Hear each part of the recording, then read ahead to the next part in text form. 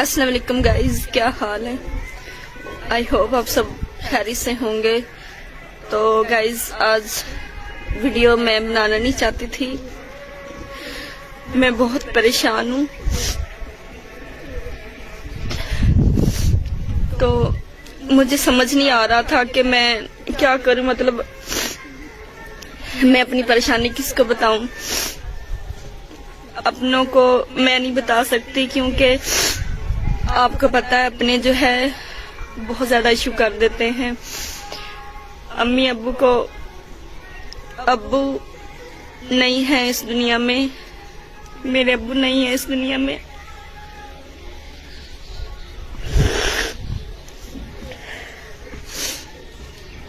अम्मी है वो पहले बहुत परेशान है, तो मैं नहीं चाहती थी कि ये परेशानी उन्हें बताकर मैं उनको मजीद परेशान करूं। मैं नहीं चाहती कि मेरी वजह से वो परेशान हो। तो मैंने कहा आप लोगों से बात करती हूँ, अपने मन की बात, अपने दिल की बात आप लोगों से शेयर करती हूँ। हो सकता है आप लोग मुझे कोई अच्छा मशवरा दे दे, क्योंकि आप लोग अब आप ही मेरी फैमिली हैं। आपको पता है मैं आप लोगों से हर बात शेयर करती हूँ, खुशी की हो, गमी की हो, जो भी हो।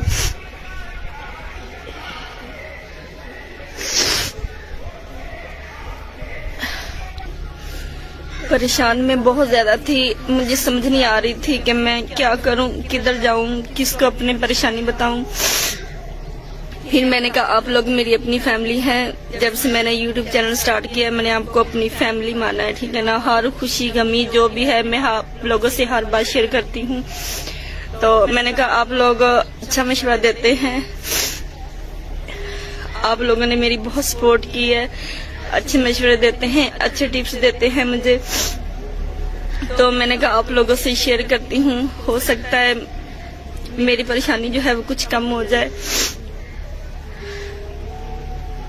परेशान बहुत ज्यादा हूँ मैं।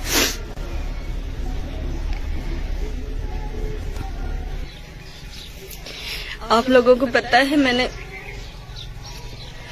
बहुत बर्दाश्त किया है, हर बात को मैंने खत्म किया है। हमारी जब लड़ाई होती थी ना तो मैं सॉरी करती थी, मेरी गलती होती थी या नहीं भी होती थी, सबसे पहले मैंने सॉरी करना, मैं ही बात को खत्म करती थी, वो नहीं। मैंने हर बात को इग्नोर किया है, हर बात को इग्नोर किया है। अब बर्दाश्त की हद जो है वो खत्म हो चुकी है, अब बर्दाश्त नहीं होता।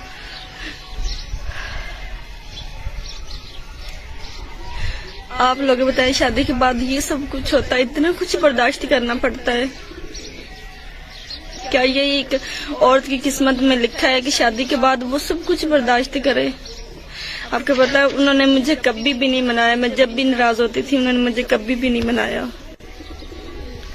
या फिर जिनके बाप सर पे नहीं होते उनके साथ यही होता है कि उन्हें इतना कुछ बर्दाश्त करना पड़ता है।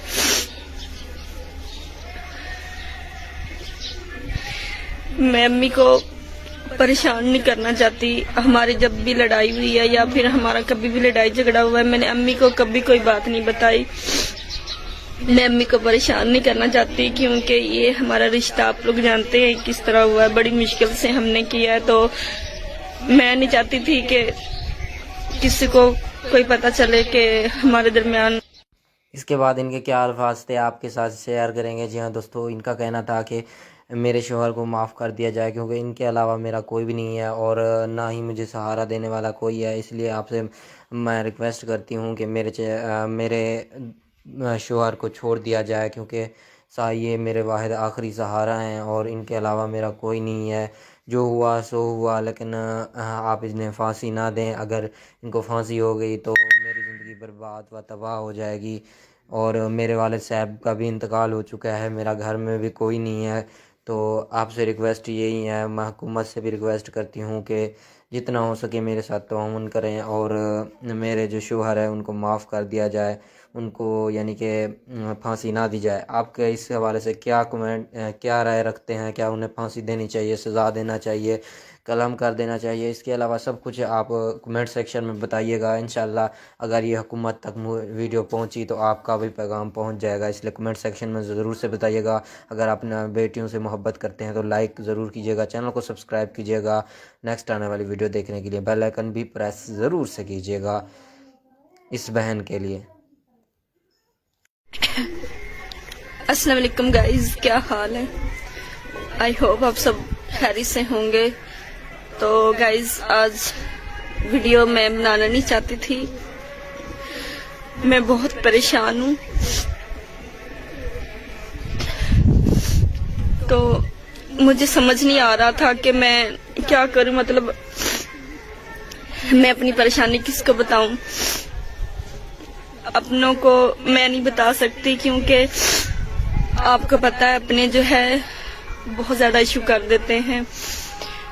अम्मी अब्बू को अब्बू नहीं है इस दुनिया में, मेरे अब्बू नहीं है इस दुनिया में।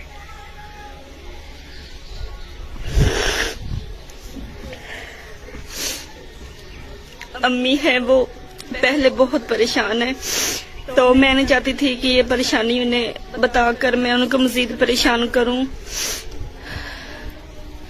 मैं नहीं चाहती कि मेरी वजह से वो परेशान हो। तो मैंने कहा आप लोगों से बात करती हूँ, अपने मन की बात, अपने दिल की बात आप लोगों से शेयर करती हूँ।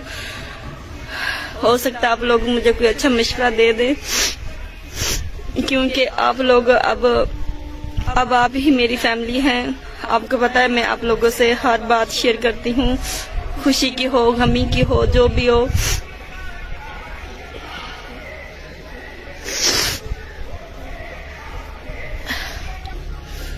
परेशान मैं बहुत ज्यादा थी, मुझे समझ नहीं आ रही थी कि मैं क्या करूं, किधर जाऊं, किसको अपनी परेशानी बताऊं। फिर मैंने कहा आप लोग मेरी अपनी फैमिली हैं। जब से मैंने YouTube चैनल स्टार्ट किया मैंने आपको अपनी फैमिली माना है, ठीक है ना। हर खुशी गमी जो भी है मैं आप लोगों से हर बात शेयर करती हूँ। तो मैंने कहा आप लोग अच्छा मशवरा देते हैं, आप लोगों ने मेरी बहुत सपोर्ट की है, अच्छे मशवरे देते हैं, अच्छे टिप्स देते हैं मुझे। तो मैंने कहा आप लोगों से शेयर करती हूँ, हो सकता है मेरी परेशानी जो है वो कुछ कम हो जाए। परेशान बहुत ज्यादा हूँ मैं।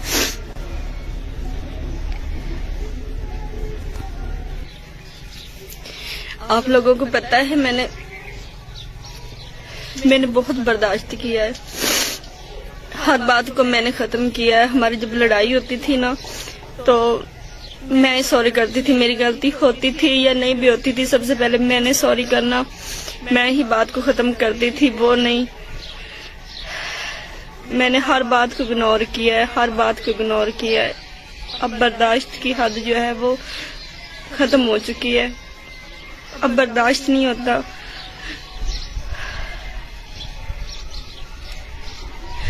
आप लोग बताएं शादी के बाद ये सब कुछ होता है, इतना कुछ बर्दाश्त करना पड़ता है। क्या ये एक औरत की किस्मत में लिखा है कि शादी के बाद वो सब कुछ बर्दाश्त करे? आपको पता है उन्होंने मुझे कभी भी नहीं मनाया, मैं जब भी नाराज होती थी उन्होंने मुझे कभी भी नहीं मनाया। या फिर जिनके बाप सर पे नहीं होते उनके साथ यही होता है कि उन्हें इतना कुछ बर्दाश्त करना पड़ता है।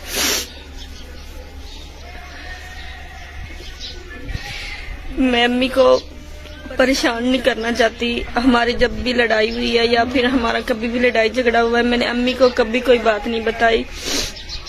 मैं अम्मी को परेशान नहीं करना चाहती क्योंकि ये हमारा रिश्ता आप लोग जानते हैं किस तरह हुआ है, बड़ी मुश्किल से हमने किया है। तो मैं नहीं चाहती थी कि किसी को कोई पता चले कि हमारे दरमियान।